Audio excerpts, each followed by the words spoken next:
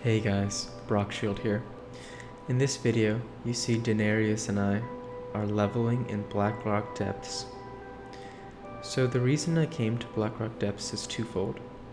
One, I did want and do want to continue to level Danarius both here and in other locations up to level 60.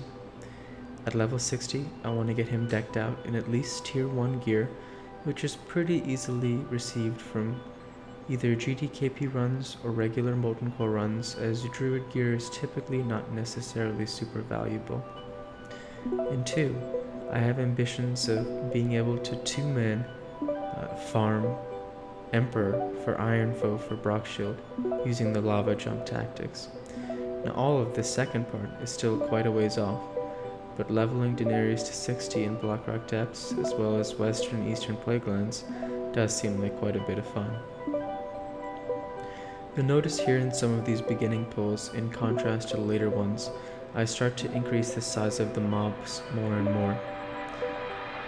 Probably the most annoying part of Blackrock Depths is not just the netting, but the fact that a lot of the mobs in the more difficult areas start to use magical abilities, and especially the ones that can heal are near impossible for this 2-man combination, because between Danarius and I have Hammer of Justice and he has Bash, but unlike a warrior, I don't have any sort of consistent interruption to prevent them from healing and protect myself from just being in a useless slogfest.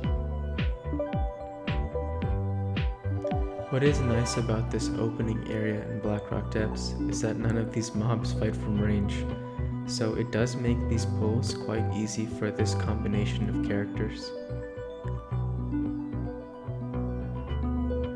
Typically, what I do now when I'm running Blackrock Depths when I was practicing is I would clear this opening area and then clear the horseshoe from which you get the prison cell key to complete the Onyxia chain.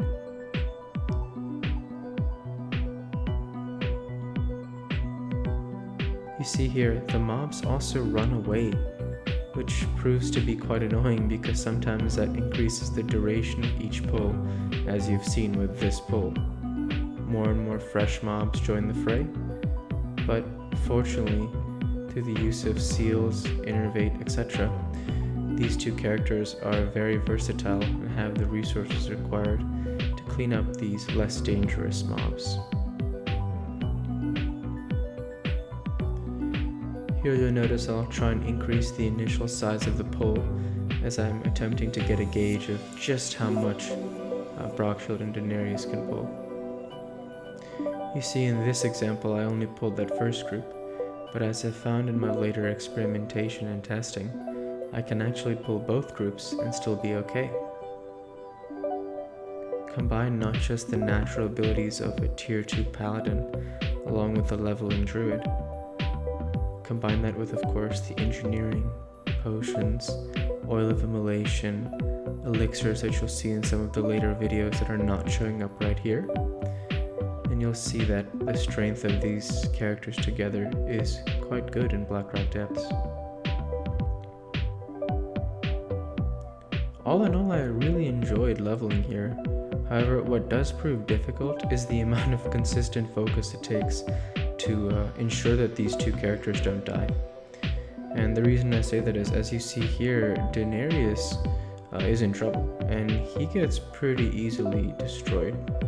So it's not exactly so easy to keep both of these characters up, as you see that while they don't have a range, these other mobs here, they do sometimes throw something at Danarius, and I believe they do finish him off here, which is difficult. And it's absolutely true that I've wiped a large number of times in Blackrock Depths, as you can imagine. Once I got a taste of how much I could pull, I tried to pull more and more and more until, of course, they finished me off.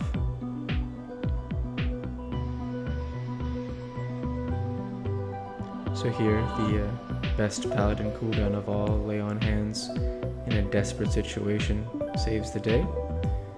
A matter of cleanup, res Danarius, and keep going. And of course, you can see the value of having an alt, as Even these pulls with the BIS AoE Paladin set aren't particularly easy because we do have to take the hits as a plate wearing class, meaning we just can't destroy such a large amount of mobs like you've seen me do in SM Cath and down. So you definitely have to pay more respect to these higher level mobs when you're trying to get them in a group.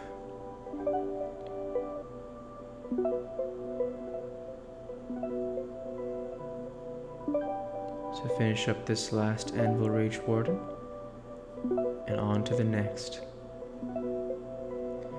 In terms of what has me very excited about this two-man combination, I'm envisioning what kind of setup it will take to finish both Princess and Emperor together. I'm thinking I may be having to, have Danarius in bear form tanking Emp maybe while Brock finishes Princess, or vice versa, I'm not sure. But the testing of that is very interesting to me because I'm not 100% sure how to do it. The only footage I was able to find online of a two-man combination lava jump running for Emperor was a warrior and a shaman on Horde side that were playing in 2017, so private server. And we really can't trust that, as we know, because there are just so many changes that Blizzard reverted back to the original code, and we know that all of those other changes won't hold up. So for that reason, I'm curious to see just how far Brock and Danarius can go, because I ended up pushing, through the Shadowforge key portion of the dungeon, and while I can finish off those 55 mobs and without a problem, it does take more time because they're just simply higher health mobs, and as a result, the battles take longer and longer. I am excited though because I want to believe it's possible to two-man farm Ironfoe. And the reason I'm so intrigued in Ironfoe in particular is because its weapon proc in combination with testing a Reckoning spec is very interesting to me to see just how much healing it would output. Brockshield by no means is uncrittable because he's designed for AoE spell damage, so there isn't really any defense inbuilt into my build. So as a result, it makes me wonder just how much healing and melee damage in Reflect I would be able to output, and I would be curious to test those stats on Recount and see if it would be better to use Ironfoe with Reckoning, or just a Mage Blade or Lock a Mirror for pure spell power.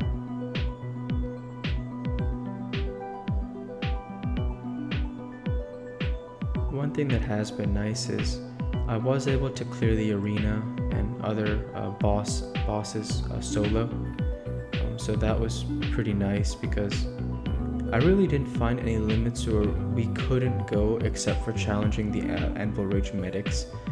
The medics are really the only ones that are just not possible to get because they do nothing but cast healing abilities, which again, like I mentioned, just don't have any consistent interrupts between these two classes, and so those medic packs prove very difficult.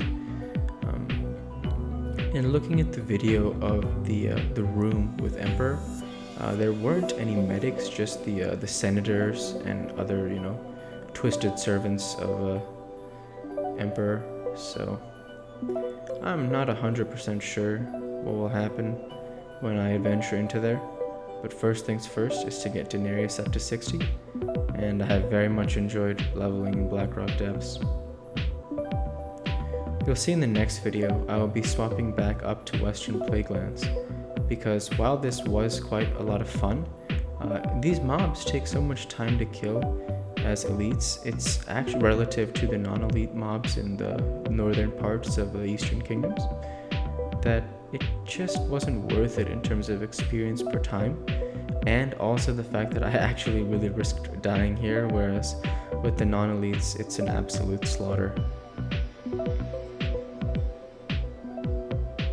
But of course, I'd be lying if I didn't say that this wasn't more enjoyable because it was a challenge. And I really appreciated watching how to manage my resources, testing how big I could pull, getting back to that AoE style of pulling that we all love and remember as the Hobbs way of pulling.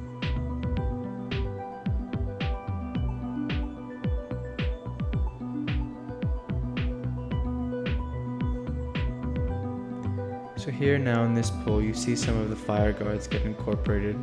You see me popping my elixirs just to get a gauge of just how much I can pull, etc. It does get more difficult as you involve the fire guards, as you can imagine, because they're outputting quite a bit of range damage. And you say there Lord Rockor is pathing, so you've got to be careful of him too as you get to these larger parts of the pull.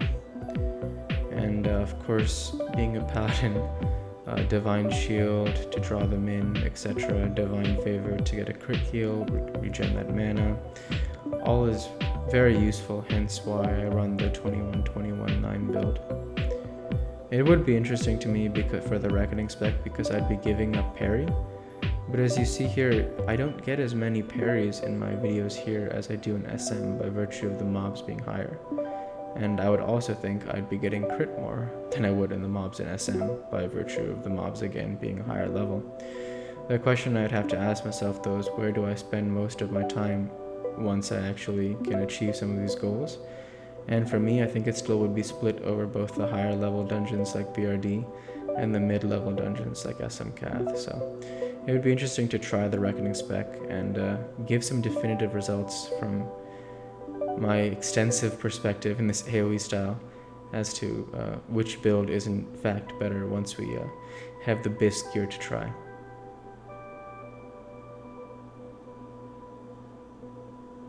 So you can see certainly pulling more mobs here from the start regardless of what draws back once they run away, and having fun increasing the size of the pulls for sure.